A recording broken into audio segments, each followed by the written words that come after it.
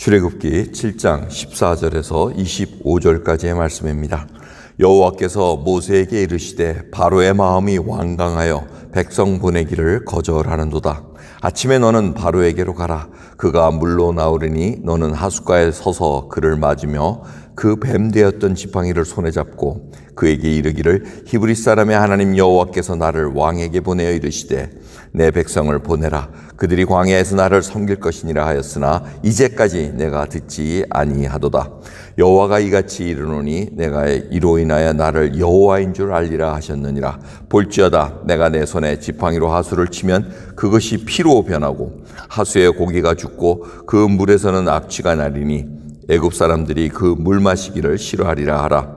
여호와께서 또 모세에게 이르시되 아론에게 명하기를 내 지팡이를 잡고 내 팔을 애굽의 물들과 하수들과 운하와 목과 모든 호수 위에 펴라 하라. 그것들이 피가 되리니 애굽 온 땅에와 나무 그릇에와 돌 그릇에 모두 피가 있으리라. 모세와 아론이 여호와의 명하신 대로 행하여 바로와 그 신하의 목전에서 지팡이를 들어 하수를 치니 그 물이 다 피로 변하고 하수의 고기가 죽고 그 물에서는 악취가 나니 애굽 사람들이 하수 물을 마시지 못하며 애굽 온 땅에는 피가 있으니 애굽 술객들도 자기 술법으로 그와 같이 행함으로 바로의 마음이 강팍하여 그들을 듣지 아니하니 여호와의 말씀과 같더라.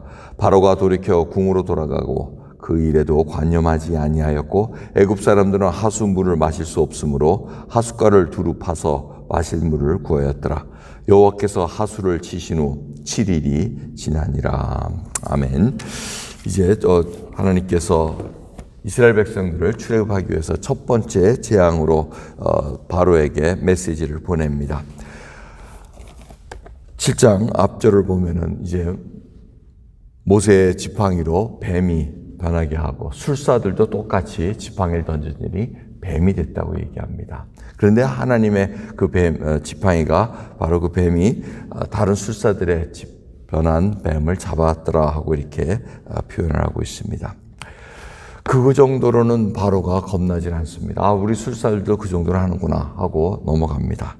그 다음에는 하나님께서 이 나일강 피로 변하는 그리고 모든 하수와 운하와 또 돌그릇에 있는 모든 물들이 피로 변하는 그런 재앙을 맞게 합니다. 근데 술사들도 그것을 똑같이 했다고 합니다. 오늘 말씀을 보시면 그걸로 인해서 바로의 마음이 또 완강하게 됐다고 완고하게 됐다고 강팍하게 됐다고 표현을 하고 있습니다.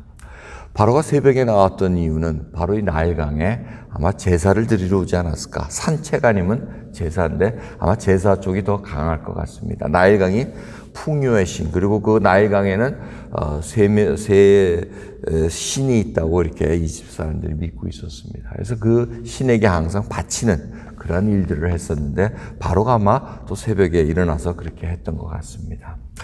그러니까 신하들도 있었고 제사장들도 있었고 다들 같이 있었던 모습을 볼 수가 있습니다. 그럼 모세와 아론의 그 믿음을 한번 우리가 봐야 됩니다. 이게 보통 일이 아닙니다. 이 바로 1대1로 해도 만나기도 힘들지만 이게 신하들하고 장군들이 전부 다 이렇게 있는데 어느 순간에 칼을 들어와 가지고 칠 수도 있는 상황입니다. 자, 그런 상황 속에서도 순종한 말씀만 듣고 지금 순종하는 모세와 아론의 이 모습을 우리들이 한번 깊이 생각해 봐야 됩니다. 그 말씀대로 순종해서 전합니다.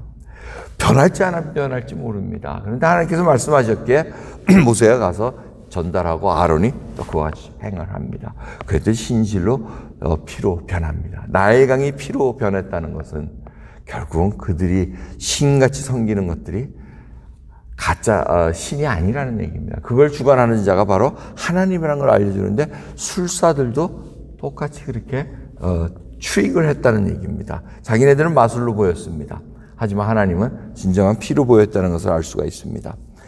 중요한 거는 이 과학적으로 그걸 증명한다고 물에 아연이 많이 생기면은 핏빛으로 변하게 보이는 것들이 과학적으로 아프리카 어느 하수도 그렇게 변한 것을 보여주고 있습니다. 하지만 그렇지는 않다는 것입니다. 지금 하나님께서 그냥 피로 변해서 악취로 변하게 해서 지금 사람들이 마시지 못하고 한 이유는 바로 생명이 하나님 것이라는 것을 알려주고 있다는 것입니다. 이 메시지를 지금 계속 보여주고 있습니다. 너희들이 섬기는 나의 강이 신이 아니다. 그리고 생명은 하나님의 주관이시라는 것을 다시 깨닫게. 그래서 야훼라는 것을, 여호와라는 것을 알게 하겠다고 지금 말씀하고 계십니다. 바로는 지금까지 자기가 신이라고 계속해서, 그리고 이집트 사람들이 그렇게 믿고 있었습니다.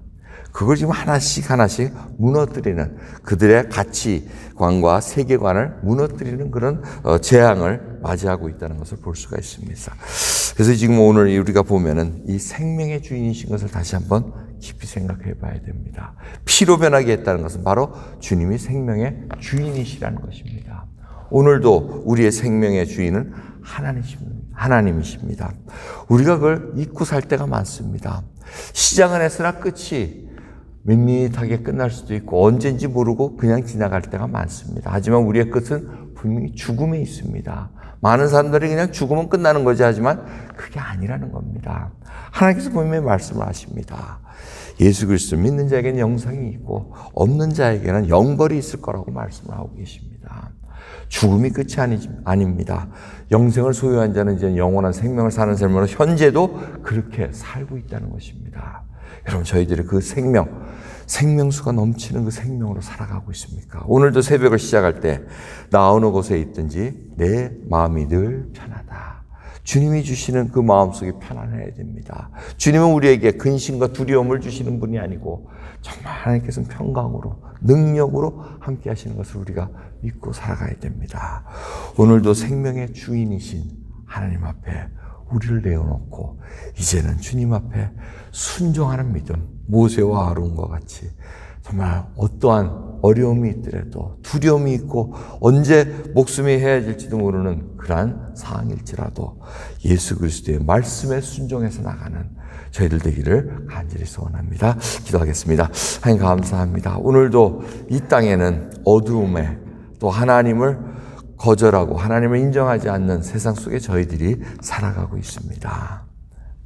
주님께서 주신 그 생명을 저희들이 소유한 자로서 살아가길 소원합니다.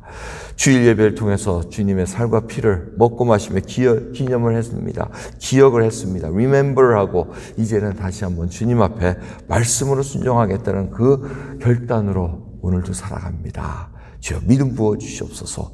주의 말씀대로 순종할 수 있는 그 믿음으로 오늘 하루 승리하게 해 주옵소서. 감사드리며 우리 예수 그리스도의 이름으로 기도드리옵나이다. 아멘.